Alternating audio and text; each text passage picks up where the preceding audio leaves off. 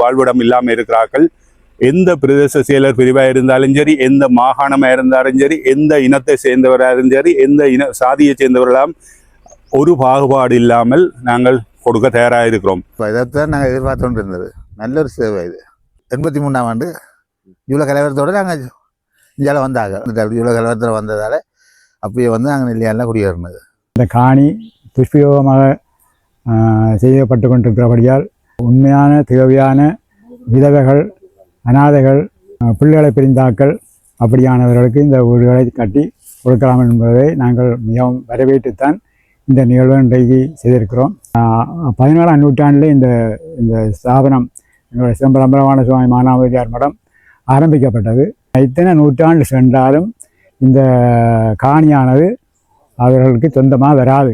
அந்த யார் கடைசியாக இருக்கிறாரோ அவருடைய கையில் எந்த உறுதிகள் இருக்கிறதோ அவர்கள் இதை எப்பவும் ஆட்சிப்படுத்த முடியும். அதாவது அனாதர விட்டிருக்கின்ற குடும்பங்களை வந்து குடியேற செய்வதற்காக வீடு அமைக்கின்ற அடிக்கல் ஆளுநர் தலைமையிலையும் ஆதரவற்ற குடும்பங்களுக்கு வீடுகளை வழங்குவது ஒரு சிறப்பான விஷயம். தங்களுடைய எதிர்கால வாழ்க்கை எவ்வாறு அமையும் என்ற ஒரு கேள்விக்குறியோடு இருக்கிறார்கள். அவர்கள் சில நேரம் தற்கொலை எண்ணங்கள் கூட வாழ்ந்து வருவதை நாங்கள் அவதானிக்கின்றோம். ஆளுநர் மூலம் இந்த புனித கைங்கரியம் ஆரம்பிக்கப்பட்டு வைத்திருக்கிறது.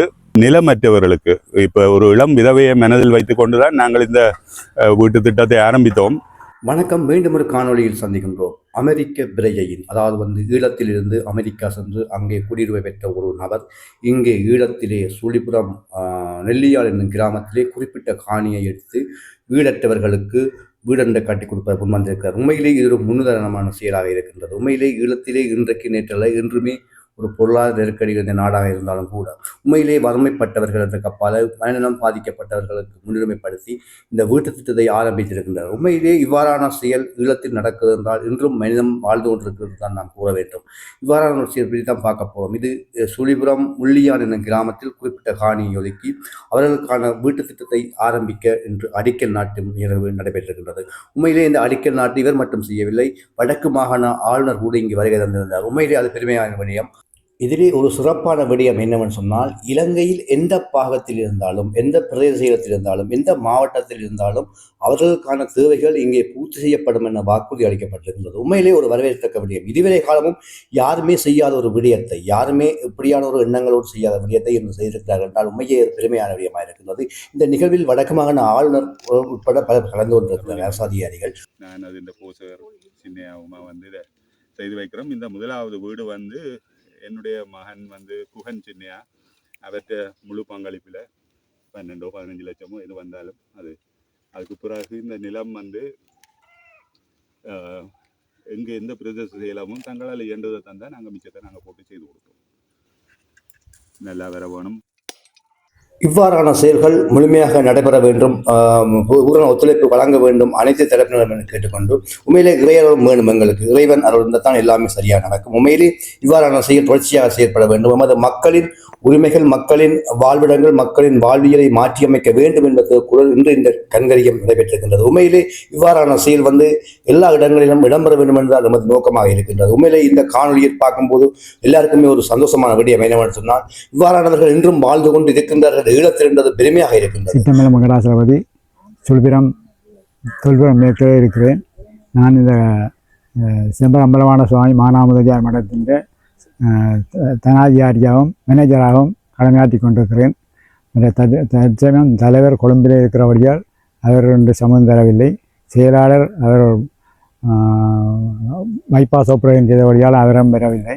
ஆனால் இன்றைக்கு இதிலே பங்கு பெற்ற சொல்லி திருவாளர் ஞானச்சந்திரமூர்த்தி சின்னையா அவர்கள் என்ற வேண்டுகோளின்படியும் நாங்கள் இந்த காணி துஷ்பிரயோகமாக செய்யப்பட்டு கொண்டிருக்கிறபடியால் அதை நாங்கள் இவர்களுக்கு அன்பளிப்பாக கொடுத்தால் அவர்கள் நல்ல காரியம் செய்து இந்த நிலத்தை பண்படுத்தி அதிலே கட்டடங்களை போட்டு மற்றது அந்த உண்மையான தேவையான விதவைகள், அநாதைகள், மற்றது பிள்ளைகளை பிரிந்தாக்கள் அப்படியானவர்களுக்கு இந்த வீடுகளை கட்டி கொடுக்கலாம் என்பதை நாங்கள் மிகவும் வரவேற்றுத்தான் இந்த நிகழ்வை இன்றைக்கு செய்திருக்கிறோம்.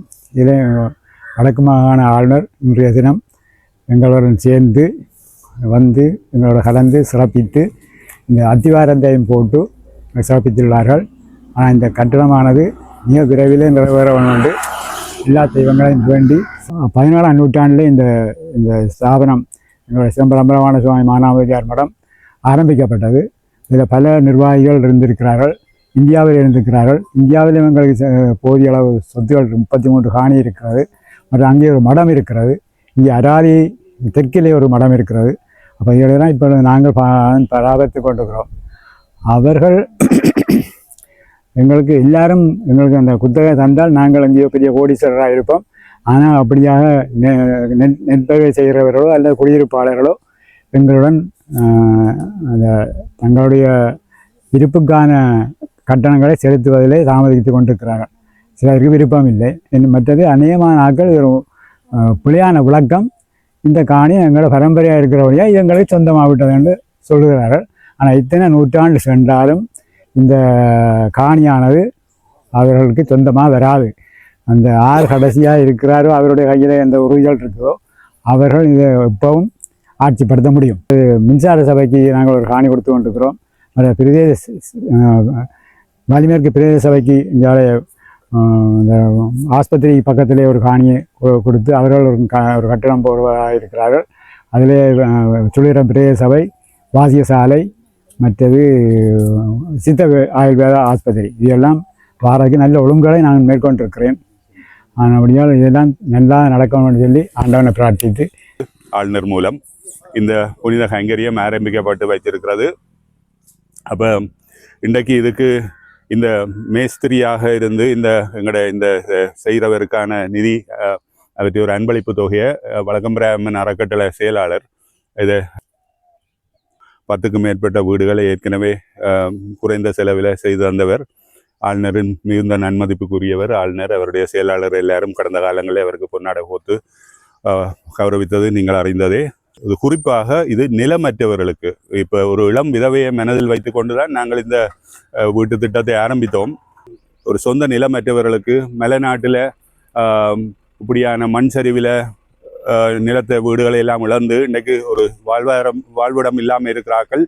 எந்த பிரதேச செயலர் பிரிவாக இருந்தாலும் சரி, எந்த மாகாணமாக இருந்தாலும் சரி, எந்த இனத்தை சேர்ந்தவராக சரி, எந்த சாதியை சேர்ந்தவர்களாம் ஒரு பாகுபாடு இல்லாமல் நாங்கள் கொடுக்க தயாராக இருக்கிறோம்.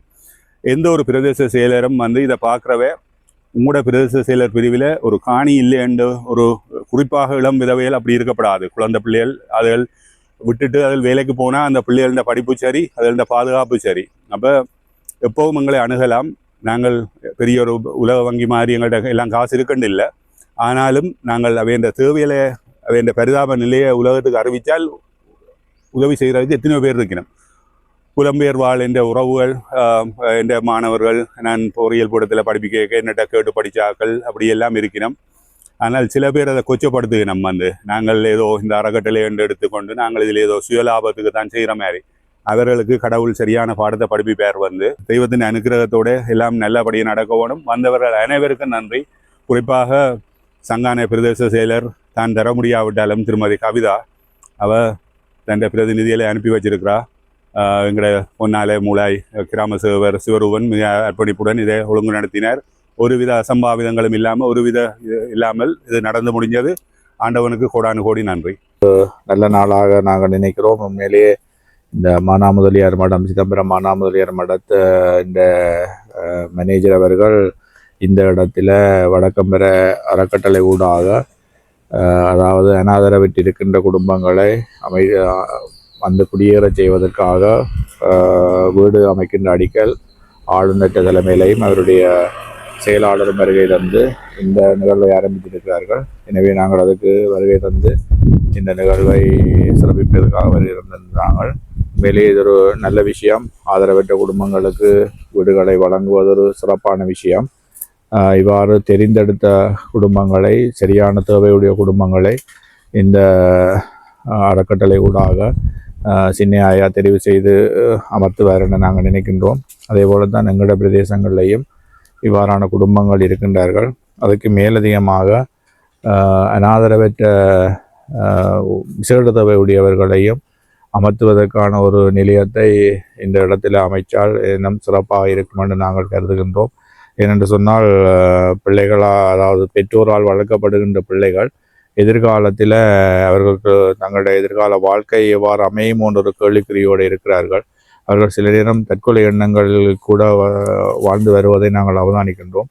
அவ்வாறானவர்களையும் இணைத்து அவர்களுக்கு ஒரு தனிப்பட்ட ஒரு கட்டிடம், அந்த வசதிகளுடன் கூடிய எல்லா வசதிகளுடன் கூடிய கட்டிடத்தை அமைத்து அவர்களை தொடர்ச்சியாக பராமரிக்கக்கூடிய ஏற்பாடுகளை செய்தால் இன்னும் சிறப்பாக இருக்கும் என்று நாங்கள் கருதுகின்றோம். எனவே இந்த திட்டம் வெற்றியளிக்க எல்லாம் ஆண்டவரின் அருளை வேண்டி நாங்கள் வாழ்த்துக்களையும் தெரிவித்துக் கொள்கிறோம். நன்றி.